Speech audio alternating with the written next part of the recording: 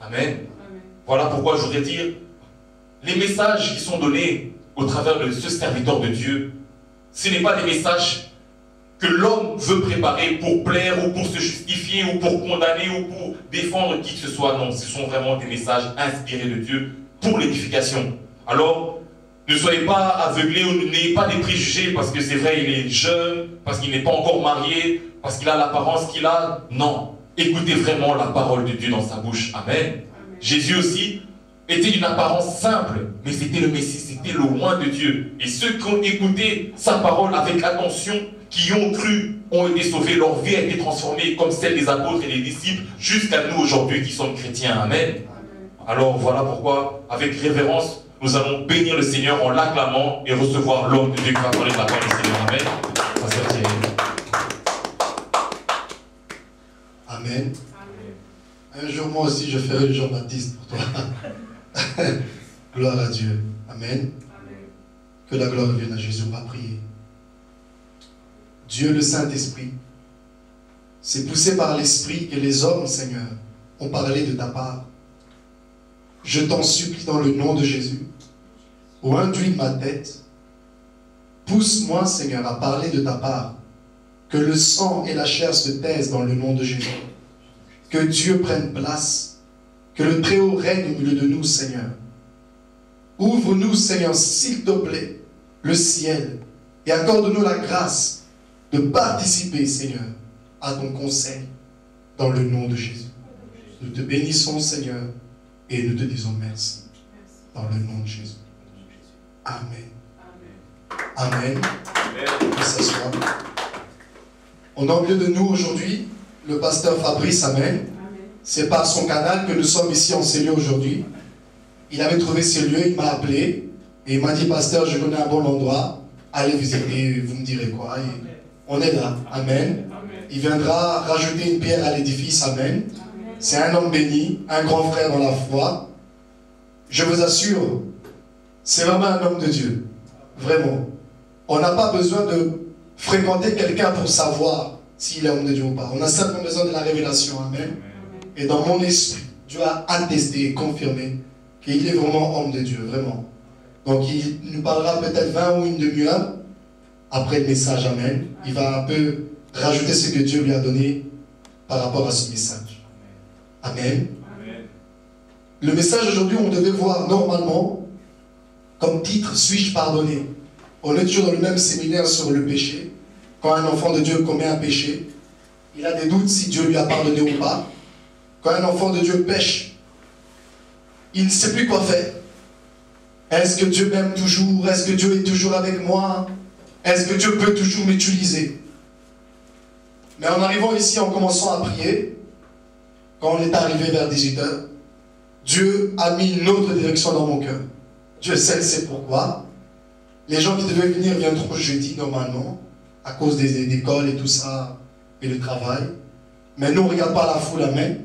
Les anges sont là, Dieu est là, ses serviteurs sont là. C'est une grande réunion. On va passer un moment béni, amen. On va découvrir dans ce séminaire plusieurs styles de péché et plusieurs styles de pardon. Christ a dit, celui qu'on pardonne peu aime peu. Celui à qui on a beaucoup pardonné aime beaucoup. Donc il y a beaucoup de pardon et peu de pardon aussi dans la Bible. Amen. On parlera du pardon par rapport au païen. Quand le païen reçoit le pardon, qu'est-ce qu'il obtient? Que devient-il? Que pense-t-il? On parlera du chrétien qui vient de recevoir Christ et qui vient de pécher. À quoi pense-t-il? Que désire-t-il? Qu'est-ce que Christ peut faire pour ce nouveau converti? On parlera quand l'homme de Dieu, l'autorité, pêche et qu'il tombe. Qu'est-ce qu'il va devenir? Qu'est-ce que Dieu lui dira? Et on va parler aussi des anges. Quand eux pêchent, qu'est-ce qui se passe? Amen. Amen. Dieu pardonne tout péché, mais Dieu ne pardonne pas tout péché. Amen. Amen. Je vais recommencer. Dieu pardonne tout péché, mais tous péchés ne sont pas pardonnés par Dieu. C'est ce soir, c'est ce qu'on va voir ce soir. Quel style de péché, quel péché Dieu ne peut pas pardonner? Vous allez comprendre. Et qui Dieu ne peut pas pardonner? Dieu pardonne tout enfant de Dieu. Tu as commis un péché, relève-toi, demande pardon, continue ta route.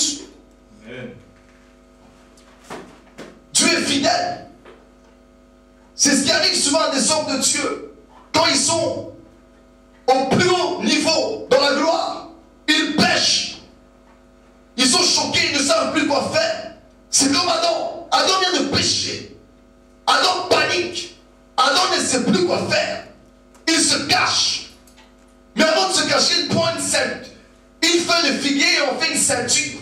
Et dans Éphésiens 6, mettez à vos reins la ceinture de la vérité. Donc la ceinture, c'est l'image de la vérité. Quand Christ est assis sur le cheval blanc, dans l'Apocalypse 19, il a une ceinture d'or. Amen. Amen. Cette ceinture, c'est l'image de la vérité. Ça veut dire, celui qui revient là, il est la vérité. C'est la stricte vérité, ce que vous voyez. Son cheval est blanc, l'image de la sainteté, l'image de la pureté. Amen. Et celui qui monte le cheval s'appelle le témoin fidèle. Voilà la vérité. La vérité, ce n'est pas ce qui vient d'en bas, ce n'est pas ce qui vient des hommes. La vérité vient à ce qui vient d'en haut, Alléluia. de Christ. Amen.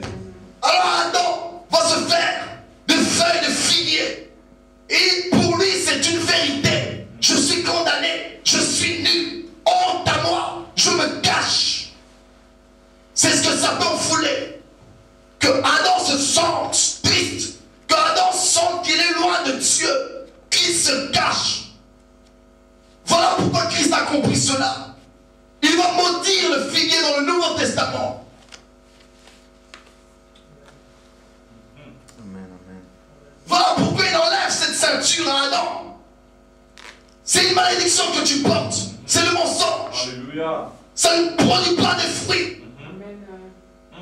Laisse-moi te faire des vêtements de peau. Yes. Laisse que le sang coule. Yes. Voilà la vérité. Alléluia. L'agneau peut te pardonner. Amen. Quand le sang coule, tu peux être pardonné, Adam. Tu ne seras pas obligé de te cacher loin de ma face. Alléluia. Il y a encore une possibilité, Adam. Ne fais pas de cette ceinture ta vérité. Ne fais pas de cette nullité la vérité. Ça veut dire, tu te sens nul, tu te sens perdu, tu te sens seul. C'est pas la vérité. Alléluia. Tu peux pécher. Ça peut arriver. Je ne permets pas. Mais ça peut arriver que tu tombes. Le fait que tu sois tombé, ne pense pas que c'est la seule vérité, que tu ne t'en sortiras pas. Faux. Le sang de l'agneau coule toujours. Amen. Alléluia. Si le sang d'un animal dans le jardin d'Éden a pu relever Adam, à comme plus forte raison, le sang de l'agneau. Alléluia. Gloire à Dieu. Alléluia. Amen. Voilà la vérité. Amen. Ne prends pas cette ceinture de figuier. Tu seras trompé. Certains arbres du figuier ne produisent pas de fruits. Or, Jean-Baptiste a dit, Alléluia, Amen. produisez des fruits dignes de la repentance. Amen. Mais le figuier ne produisait pas de fruits. Jésus l'a menti. Alléluia.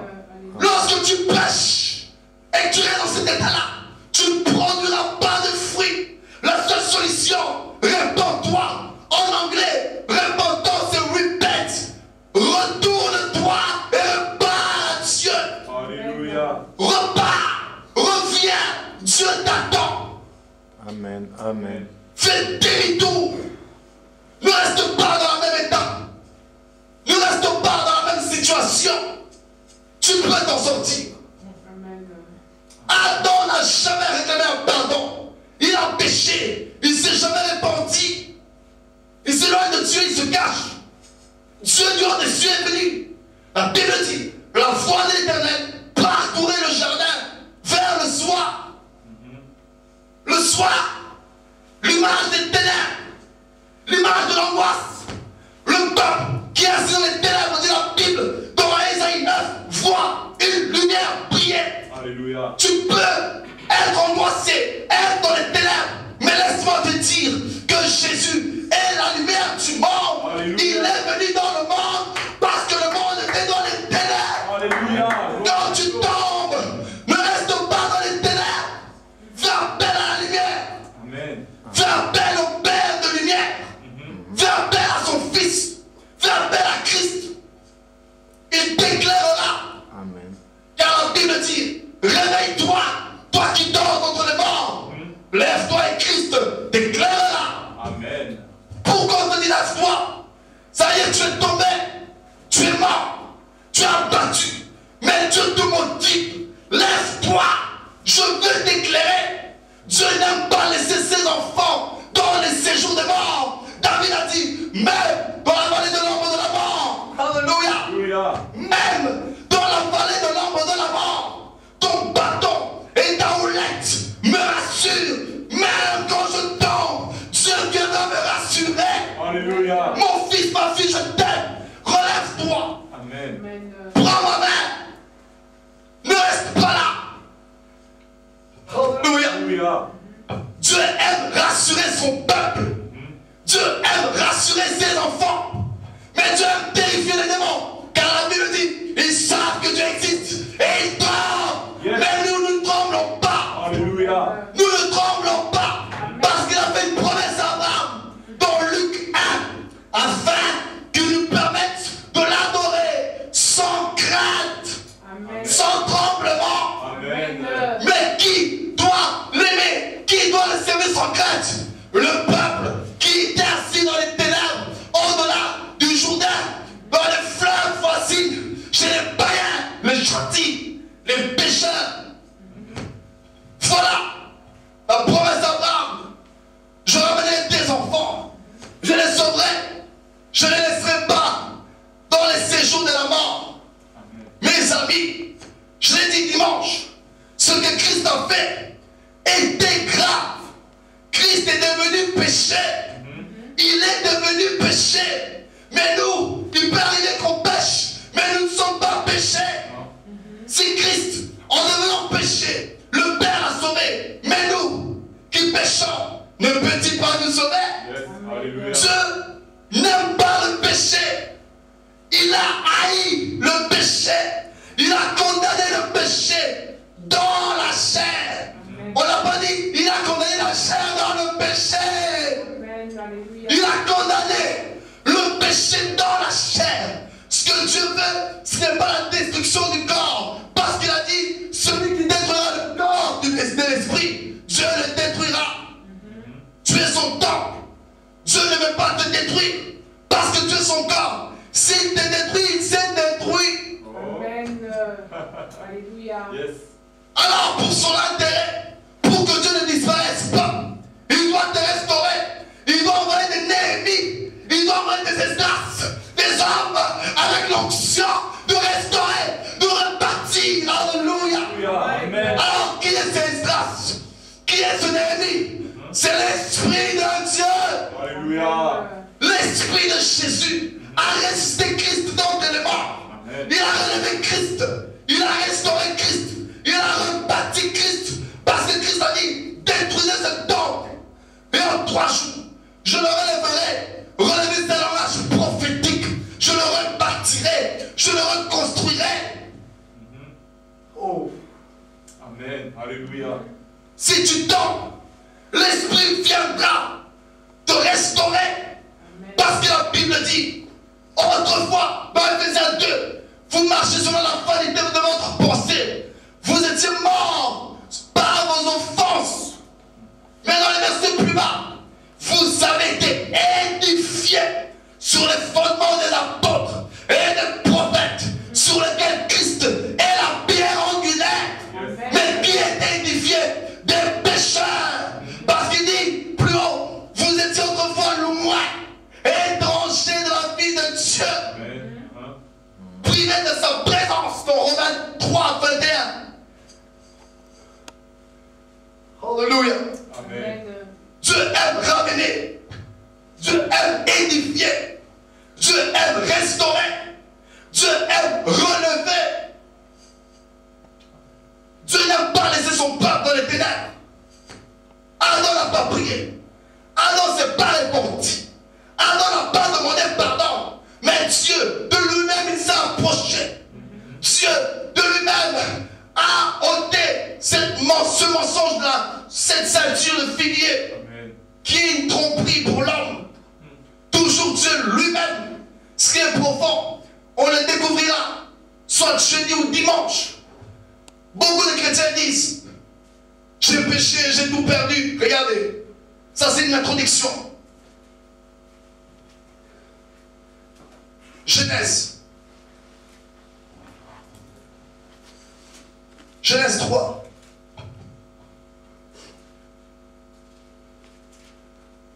D'abord, Genèse 2, verset 4. Voici les origines des cieux et de la terre, quand ils furent créés. Lorsque l'Éternel Dieu fit une terre et des cieux, aucun arbuste des champs n'était encore sur la terre, et aucune herbe des champs ne germait encore, car l'Éternel Dieu n'avait pas fait pleuvoir sur la terre, et il n'y avait point d'homme pour cultiver le sol. Mais une vapeur s'éleva de la terre et arrosa toute la surface du sol. L'Éternel Dieu forma l'homme de la poussière de la terre. Il souffla dans ses narines un souffle de vie, et l'homme devint un être vivant. Puis l'Éternel Dieu planta un jardin en Éden du côté de l'Orient, et il y mit l'homme qu'il avait formé. Verset 11. Le nom du premier est Pichon, et celui qui entoure tout le pays de Havila, où se trouve l'or. L'or de ce pays est pur, on y trouve aussi le bdellium et la pierre d'onyx. Le nom du second fleuve est Gihon, c'est celui qui entoure tout le pays de Cush. Le nom du troisième est Hiddekel, c'est lui qui coule à l'orient de la Syrie.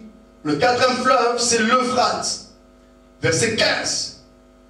L'Éternel Dieu prit l'homme et le plaça dans le jardin d'Éden pour cultiver et pour le garder. Pour cultiver. Voilà le rôle d'Adam. Voilà le ministère d'Adam. Cultiver la terre. C'est son gagne-pain. C'est son boulot. C'est son job. C'est sa spécialité. Pourquoi? Parce que dans le verset 4, voici les origines des cieux et de la terre. Quand ils furent créés, lorsque l'Éternel Dieu fit une terre et des cieux, aucun arbuste des champs n'était encore sur la terre, et aucune herbe des champs ne germait encore, car l'Éternel Dieu n'avait pas fait pleuvoir sur la terre, et il n'y avait point d'eau pour cultiver le sol. Il y a deux règles pour que la terre prospère. Un, Dieu doit faire pleuvoir. Deux, l'homme doit être là pour cultiver. Ça veut dire que Dieu ne fait pas tout seul. Dieu a besoin de toi. Amen. Attends, si tu restes dans les ténèbres, moi je peux faire pleuvoir. Mais qui va cultiver la terre? Oh, yes. Alléluia. Amen. Alléluia. Amen. Dieu ne peut pas se permettre de descendre pour venir cultiver la terre à ta place. Ton boulot que Dieu t'a donné, Dieu le fera pas à ta place. Il t'a confié un ministère. Tu es tombé, relève-toi. Continue ta mission. Amen, alléluia. Dieu fait sa mission. Il fait pleuvoir. Et toi, que fais-tu dans l'église? Que fais-tu dans la nation? Ils sont bien. Alléluia. Amen. Dieu est spécial. J'arrive ici, il m'amène dans une autre direction. J'essaie de prêcher, il m'amène encore ailleurs. Alléluia. Je suis à la maison, je prépare un message. Je viens ici, je pense que je vais prêcher. Dieu m'amène ailleurs. J'accepte cette autre direction, il m'amène encore ailleurs. Je devais parler de la chute de Satan. Mais je n'ai même pas encore mentionné son nom. Gloire à Dieu. Alléluia. Donc voilà, que fais-tu? Dieu fait son job. Lui, il doit faire pleuvoir la terre. Et toi, que dois-tu faire? Nous pensons que le boulot dedans, c'est de prophétiser, de donner les noms aux aliments, de se multiplier, d'être fécond. Non, non, non, non. Parce que Dieu a dit il a placé l'homme dans le jardin pour cultiver. Il n'a pas placé l'homme dans le jardin pour se multiplier. Non. Ça, c'est une bénédiction. C'est une grâce. C'est une faveur. Tu n'as rien fait pour cela. Je te donne une femme. Mais pour la terre, tu dois travailler. Amen. Tu dois travailler. Sortir le matin. Cultiver la terre. avancé. Oui. Voilà le job de Dieu. Dieu n'aime pas les fainéants. Dieu aime des travailleurs. Dieu aime des hommes et des femmes motivés pour son œuvre.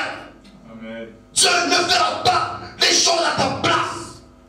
Dieu est Dieu. Ce qu'il doit faire, il le fait. Et le rôle de Dieu, c'est de te pardonner. Ton rôle à toi, c'est de lui demander pardon. Amen. Fais ta part. Il fait sa part. Il envoie la pluie. Toi, envoie la repentance. Alléluia. Alléluia. Toi qui me regardes sur Internet, je ne sais où, Jésus t'aime. Tu es tombé, relève-toi. Répands-toi. Il t'aime. Donc voilà, Dieu arrose la terre. Mais Dieu ne le fait pas au commencement. Parce que l'homme n'est pas là pour continuer. Ça veut dire, quand bien même Dieu est Dieu, s'il n'y a pas l'homme après la pluie pour cultiver, c'est un travail en vain. En vain. Dieu aura envoyé la pluie en vain. Aucun changement. Il n'y aurait rien qui se fera. Parce qu'il n'y a pas encore temps. Alors Dieu dit, ok, je vais créer l'homme pour continuer la mission après la pluie. Mais c'est donc ma question là. Dans le chapitre 3, verset 7, les yeux de l'un et de l'autre s'ouvrirent. Ils connurent qu'ils étaient nus. Et ayant cousu des feuilles figuier, ils s'enfirent des ceintures. Alors ils entendirent la voix de l'Éternel Dieu qui parcourait le jardin vers le soir. Et l'homme et sa femme se cachèrent loin de la face de l'Éternel Dieu, au milieu des arbres du jardin. Mais l'Éternel Dieu appela l'homme et lui dit, où es-tu? Où es-tu? Alors qu'on pourrait dire, je suis à mon poste pour voir ce que l'Éternel Dieu me répliquera. Alors qu'il se plaignait, il avait un problème. Les choses ne se passaient pas bien en Israël. Il y avait le péché, la débauche, l'abomination et l'idolâtrie. Dans Habakkuk, tu vois clairement, il dit, les idoles ne sont pas de Dieu, que toute la terre fasse silence devant l'Éternel, le Dieu des armées, quand il part. Amen. Habakkuk avait une plainte à faire. Mais il fait où cette plainte? À son poste. Si tu es tombé, si tu ne te sens pas bien, ça ne te donne pas le droit de quitter ton poste. Même si tu es faible, reste à ton poste pour voir ce que Dieu va te dire. Voilà l'erreur d'Adam. Il pêche, il quitte sa place, il quitte son poste, il se cache. La Bible dit, lorsque le faux pasteur, lorsque le mercenaire fera venir les loups ravisseurs, il fuit. Il n'y a plus personne pour protéger le troupeau. Qui va protéger le troupeau? Berger, même si tu es tombé, ne fuis pas. Reste à ton poste. Voilà ce que tu essaies d'enseigner à Adam. Où es-tu? Dieu, n'est pas venu parce qu'Adam a péché. Il est venu parce qu'Adam n'est plus à son poste. Alléluia. Amen. Où es-tu? Dieu n'a pas dit qu'as-tu fait? Non, où es-tu? Wow! Le péché n'a pas scandalisé Dieu en premier. Ce qui choque Dieu en premier, oh! Dis-le à ma place. C'est sa place. Oui, pasteur, dis-le. C'est sa place. Amen. Voilà ce qui scandalise Dieu. C'est quand un homme de Dieu pêche et il n'est plus à son poste. Alléluia. Voilà ce qui dérange Dieu avec Adam. Dieu n'a pas dit, as-tu péché? As-tu pris ce que je t'avais interdit? Où es-tu? Non. Où es-tu, Adam? Pourquoi n'es-tu plus à ta place?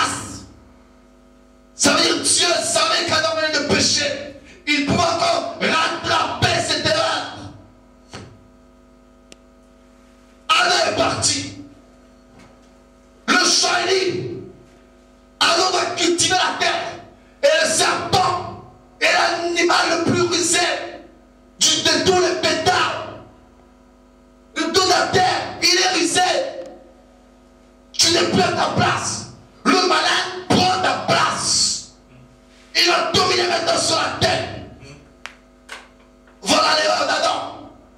Adam a péché. Adam a quitté sa place. Ça veut dire, il s'est déplacé. Maintenant, le trône est libre. Saül et David. Saül n'est plus sur le trône. Maintenant, la place est libre pour David. Mais quand Saül n'était pas encore mort, quand Saül ne quittait pas encore le trône, David ne pouvait pas encore monter. Si un homme juste et saint, avec les promesses de Dieu, il n'arrive pas encore à monter sur le trône, alors vient son ennemi, Saül, rempli de démons sur le trône. Malgré ça, David n'arrive pas, même quand Dieu est avec lui. Alors, comme le plus forte raison, un homme de Dieu comme Adam, il vient de pécher, mais Dieu l'a toujours, et le serpent est là. N'arrivait-il pas à prendre sa place? Si David ne montait pas, Satan non plus n'aurait pas pu prendre la place d'Adam après le péché. C'est profond ce que Dieu révèle. Alléluia. Oh, Saint-Esprit. Je ne sais pas pourquoi ce message. C'est une grande réunion. Dieu le Père est ici. Alléluia. L'Esprit est ici. Amen. Christ de Jésus est ici. Yes, alléluia. Les anges sont ici. Amen. Son peuple est là. Ses serviteurs.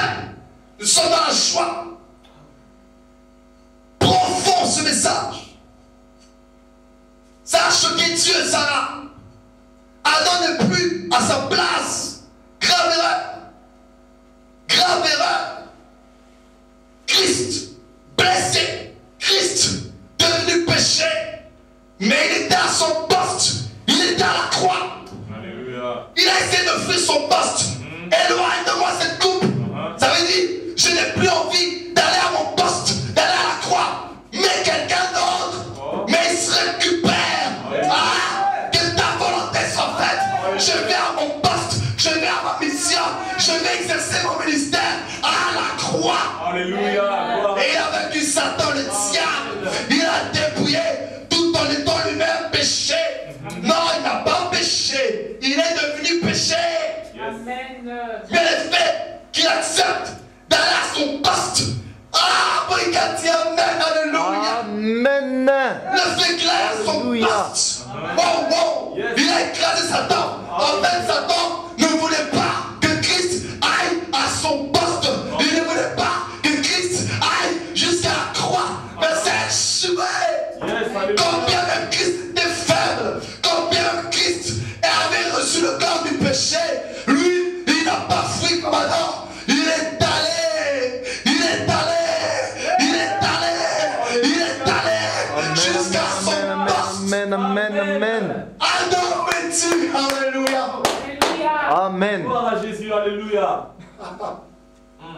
Oh mon Dieu. Où es-tu, Adam? Ah bah d'où où es-tu? Je suis à mon poste. Ok. Christ, où es-tu? Je suis à la croix. Mais bon, où es-tu? Je t'ai abandonné. Ok, le Père, c'est pas grave. Mais toi, Adam, où es-tu? David, où es-tu? Je suis à mon poste, je suis roi, mais pas encore sur le trône. Ok, c'est bien. Mais Adam, où es-tu? Quelqu'un convoite ta place. Où es-tu? Quelqu'un veut dominer à ta place. Où es-tu? Quelqu'un veut te voler. Où es-tu? Quelqu'un veut te tromper. Où es-tu? Quelqu'un veut dominer sur la terre. Où es-tu? Amen.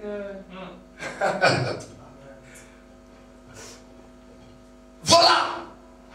Ce qui a choqué Dieu, ce n'était pas le péché d'abord. C'était le poste, la position d'Adam, l'emplacement géographique d'Adam. Alléluia. Amen. Homme de Dieu, servant de Dieu, même si tu as péché, tu es tombé, c'est pas une honte. Tomber n'a jamais été une honte, ni un échec. L'échec, c'est quand tu restes là où tu es tombé. Tomber et te relever. Ça s'appelle les expériences de la vie. Christ a l'épreuve de ses expériences.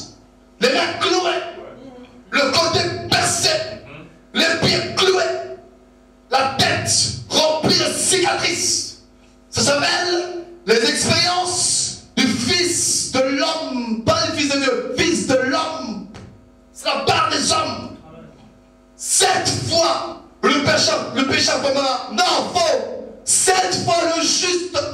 Le juste veut dire le saint. Le saint veut dire l'envoyé. L'envoyé veut dire l'homme de Dieu. 7 fois l'homme de Dieu tombera.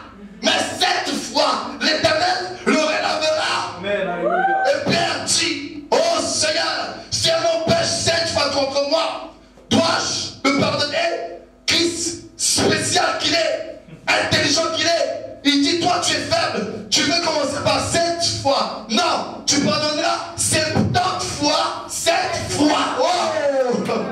Alléluia. Il n'a pas dit, tu pardonneras 7 fois 70, non. Pierre rapproche la minorité auprès de lui. Je pardonnerai 7 fois. Christ dit non, pas 7 fois. 70 fois, 7 fois. Amen. Alors qu'il devait lui dire, oui, pardonne 7 fois, 70. Non. Pourquoi si peu de pardon auprès de toi? Allez, dis, rajoute un 0, ça fait 70. Amen. Et le chiffre du 70, c'est le chiffre de la délivrance d'Israël. Après 70 ans, ils sortiront de Babylone. Alléluia. Le 7, c'est le chiffre de la délivrance. Parce qu'en Israël, lorsque tu es esclave, à la 7e année, tu es affranchi. Alléluia. C'est l'image de la rédemption. Amen. Alléluia. Le 7, c'est l'image où les fardeaux tombent. Dieu se reposa le 7e jour. C'est l'image de la rédemption où Dieu a pitié de l'homme. Enlève tes péchés, enlève tes fardeaux. Voilà pourquoi Christ est mort le jour du Shabbat. Le jour où Dieu se reposa. Laissez-moi vos fardeaux, donnez-moi vos péchés. Reposez-vous. Le chiffre 7, je viens vous délivrer de l'esclavage. Le chiffre 7, je viens vous délivrer de la captivité. Le chiffre 7, je viens vous faire sortir de Babylone. Amen. Yes. Où es-tu, Adam? Amen. C'est qui? Où es-tu, Adam? Crions-le ensemble. Adam, où es-tu? Alléluia. Toi, homme, toi, servant de Dieu qui vient de pécher, où es-tu? Ne reste pas dans les bars. Ne reste pas dans la chambre de la prostituée. Où es-tu? Ça veut dire, malgré que tu viens de tomber, Dieu t'attend encore. Amen. La rédemption est là. Amen. Dieu veut que tu reviennes. Alléluia. Même en boitant, même fatigué, mais reviens à la maison. Alléluia. Reviens au bercail. Amen. Amen. L'enfant prodigue, reviens à la maison. Alléluia. Le pardon t'attend. J'ai une bonne nouvelle. Oui, Jésus t'aime. Oui, Jésus peut te délivrer du péché. Oui, Jésus peut te libérer. Où es-tu? Reviens. Ton salut t'attend. Reviens. Le pardon t'attend.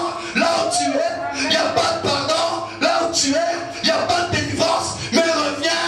Reviens. Où es-tu? Amen. Alléluia. Amen. Amen.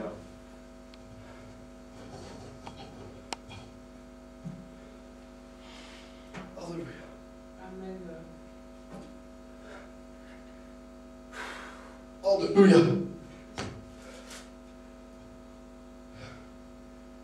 Alléluia. Chapitre 3 de Genèse, verset 23. Et l'Éternel Dieu le chassa du jardin d'Éden pour qu'il cultivât la terre d'où il avait été pris. Voilà. Même si tu pêches, même si tu es tombé, ne t'arrête pas. Adam va continuer sa mission. Cultiver la terre. Dieu n'a pas été méchant. Adam, je t'avais créé pour cultiver la terre. Tu as péché, tu es tombé, je te mets dehors, fous le camp, tu ne cultiveras plus la terre. Non. Malgré qu'il soit tombé, Dieu l'amène dehors pour continuer la mission. Alléluia. Pour de nouveau cultiver la terre. Voilà la bonne nouvelle. Non, tu n'as pas perdu ton don, car Dieu ne se répond pas de ses dons. Ce qu'il a donné, il a donné. Amen. Ce qui est à toi est à toi. Continue ta marche. Un soldat, lorsqu'il est touché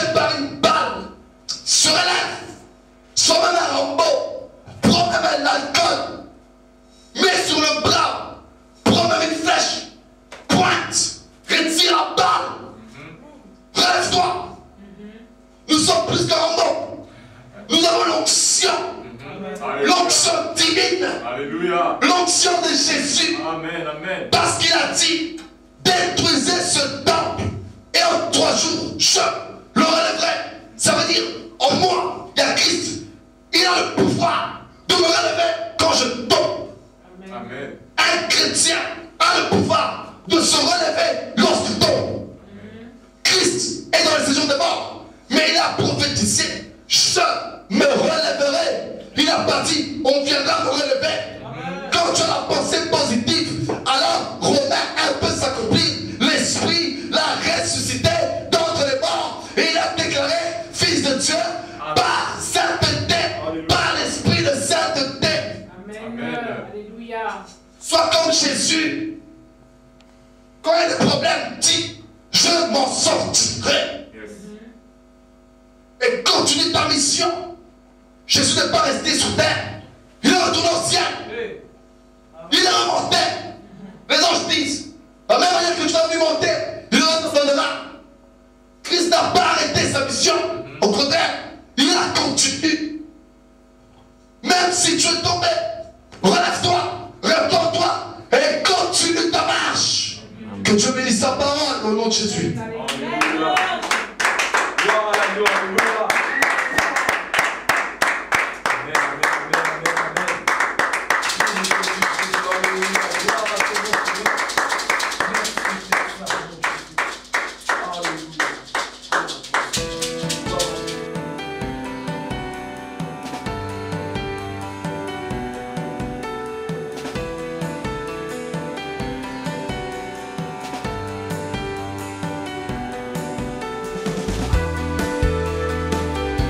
All the glory belongs to you.